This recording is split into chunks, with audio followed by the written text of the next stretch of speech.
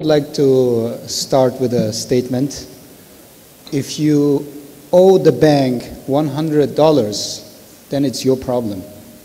If you owe the bank $100 million, then it's the bank's problem, right? So I was wondering, to which category do we belong when we lose our job and cannot serve our debts? When I lose my job, is it hardship or what is it?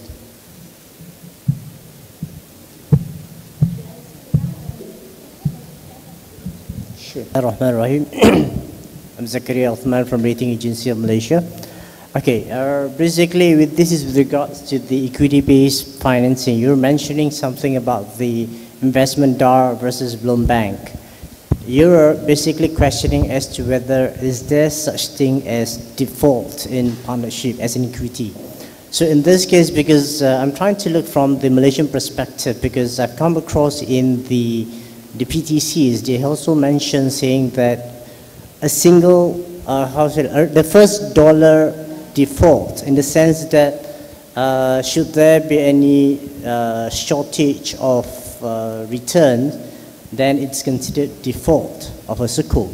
So in this case, what I'm trying to say here, because by right, like musharaka or mudaraba sukuk, by right it should be of a profit sharing, in the sense that if the profit is as such, then it should be divided as per profit sharing ratio.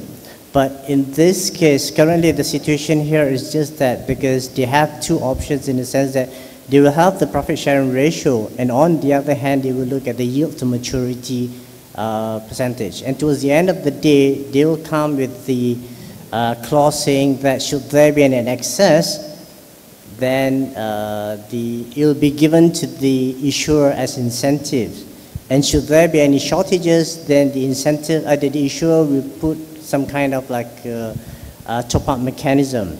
So now my question is, by virtue of that, so would you, how do you look at that in terms of the default, in terms of for musharaka or mudaraba sukuk? Thanks. Forget the questions. Okay. So basically, I will answer Zakaria first before I answer Mustafa. Talking about default for the equity-based like musharaka, mudaraba, and wakalah bi-istismar.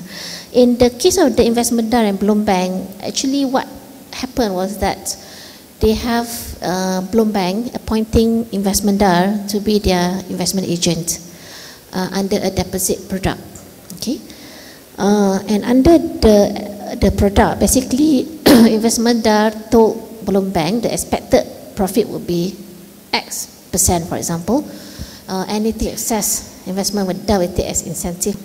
Okay, I don't know whether there's a top-up agreement if there is a shortfall. I'm not sure about that, but I know there's incentive. Anyone who have the facts of the case? Was there a top-up by investment DAR for the profit if there's any shortfall? No, not top-up.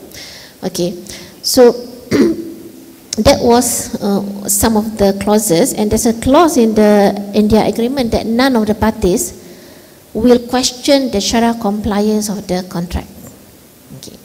So interestingly, when investment DAR failed to pay the profit, investment DAR actually took the initiative to actually say that, or was the first party to actually claim that the contract that they have entered was not Sharia compliant, because they have sort of made the profit payment as good as fixed, when actually for wakalah bi-istismar it should not be fixed, okay, because it's investment, and that was actually what triggered the whole controversy with regards to the case, because investment DAR turned around and said that their contract is not Sharia compliant, and they actually did that even without consultation with their Sharia advisors.